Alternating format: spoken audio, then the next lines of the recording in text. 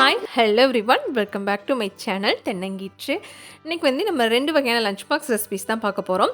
ரெண்டுமே வந்து குழந்தைங்களுக்கு ரொம்ப ரொம்ப ஃபேவரட்டான ரெசிபி. கூடவே வந்து ஒரு சைட் டிஷ்ஷாக ஹோட்டலில் வந்து செய்கிற மாதிரி மொறுன்னு வெங்காய பக்கோடா எப்படி செய்யுதுன்னு தான் பார்க்க போகிறோம். டைம் வேஸ்ட் பண்ணாமல் நேரடியாக ரெசிபிக்குள்ளே போயிடலாம்.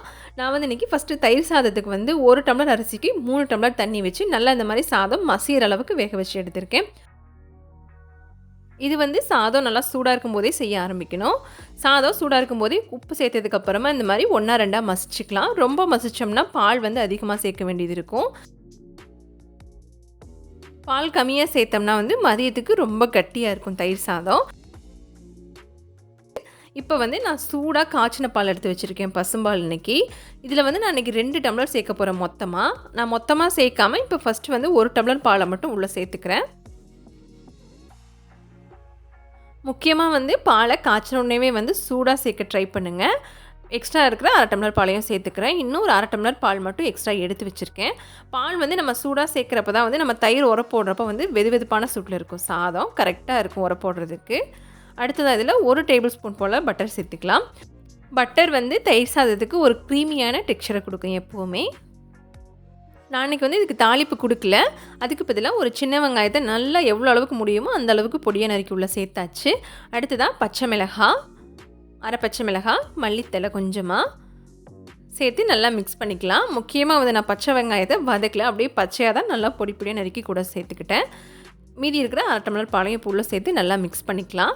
நீங்கள் வந்து பால் சூடாக தான் சேர்க்கணும். சாதம் வந்து நம்ம உரப்பு போடுறப்போ அந்த வெதுவெதுப்பான சூட்டில் இருக்கும். இப்போது நல்லா 1 டேபிள் ஸ்பூன் கெட்டி தயிரை நான் உரப்பு போடுறேன் இன்றைக்கி. நீங்கள் வந்து கொஞ்சம் தண்ணியாட்டு இருந்தாலும் சாதம் வந்து கொஞ்சம் தண்ணி விடும் நமக்கு மதியத்துக்கு தயிர் சாதம். அதனால் கெட்டியான தயிரை முடிஞ்ச வரைக்கும் உரப்பு போட பாருங்கள். இது வந்து மார்னிங் 8 o'clock செஞ்சோம்னா மதியம் 12:30க்கு வந்து சாப்பிட்றதுக்கு கரெக்டான டெக்ஸ்சரில் நல்லா க்ரீமியாக இருக்கும். கண்டிப்பாக ட்ரை பண்ணுங்கள். இந்த மெத்தடில் ட்ரை பண்ணால் குழந்தைங்களுக்கு ரொம்பவே பிடிக்கும். அடுத்ததான் தக்காளி சாதம் எப்படி செய்யலான்னு பார்க்கலாம். அதுக்கு கடாயில் எண்ணெய் சேர்த்ததுக்கப்புறமா தாளிப்புக்கு கொஞ்சமாக கடுகு, ஒரு 10-20 போல் மிளகு சேர்த்துக்கலாம் உள்ளே. அடுத்ததாக கொஞ்சமாக சோம்பை இந்த மாதிரி கையால் நல்லா தேய்ச்சதுக்கப்புறமா சேர்த்தோம்னா வாசனை நல்லா கிடைக்கும் நமக்கு, சோம்போட வாசனை. ஒரு 10-15 போல் சின்ன வெங்காயம் 2ஆக நறுக்குனது. அடுத்ததான் காரத்துக்கு வந்து பச்சை மிளகாய் காரம் மட்டும்தான். இதுக்கு ஒரு 4-5 பச்சை மிளகாய் நான் அன்றைக்கி சேர்த்துருக்கேன். தக்காளி வந்து நான் எனக்கு கொஞ்சம் கம்மியாக தான் எடுத்திருக்கேன். ஒரு 3 தக்காளி தான் எடுத்திருக்கேன். தக்காளி வதங்கிறதுக்கு உப்பு, தக்காளி வந்து நல்லா குழஞ்சி மசிஞ்சு வரணும். அடுத்ததான் மஞ்சள்தூள் கொஞ்சமாக, காரத்துக்கு கிடையாது, இது வந்து கலருக்காக காஷ்மீரி ரெட் சில்லி பவுடர் மட்டும் கொஞ்சமாக சேர்த்துக்கிறேன். இப்போ வந்து நான் 1 டம்ளர் அரிசிக்கு 2 டம்ளர் வரைக்கும் தண்ணி சேர்த்துக்கிறேன் உள்ளே வந்து. சாப்பாட்டு அரிசியை 20 நிமிஷத்துக்கு முன்னாடியே வந்து நல்லா ஊற வச்சு களைஞ்சி எடுத்து வச்சிட்டேன், தண்ணியை வடிச்சிட்டு. இப்போ வந்து இது கொதி வர தண்ணியோட வந்து சேர்த்துக்கலாம் உள்ளே. தக்காளி விலை கொஞ்சம் ஹையாக இருக்கிறதுனால தக்காளியை குறைச்சிட்டேன். நீங்கள் தாராளமாக 4-5 தக்காளி வரைக்கும் சேர்க்கலாம். அதுக்காக நான் இன்றைக்கி புளிப்பை பேலன்ஸ் பண்ணுறதுக்காக ஒரு 1/2 லெமனை மட்டும் கூட எக்ஸ்ட்ரா பிழிஞ்சு விட்டுட்டேன்.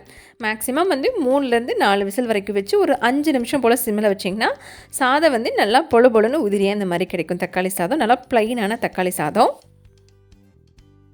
அடுத்து வெங்காய பக்கோடாவுக்கு 2 பெரிய வெங்காயத்தை இந்த மாதிரி நீளமாக எந்த அளவுக்கு நல்லா ஸ்லைஸாக நறுக்க முடியுமோ அந்த அளவுக்கு நறுக்கி வச்சுருக்கேன்.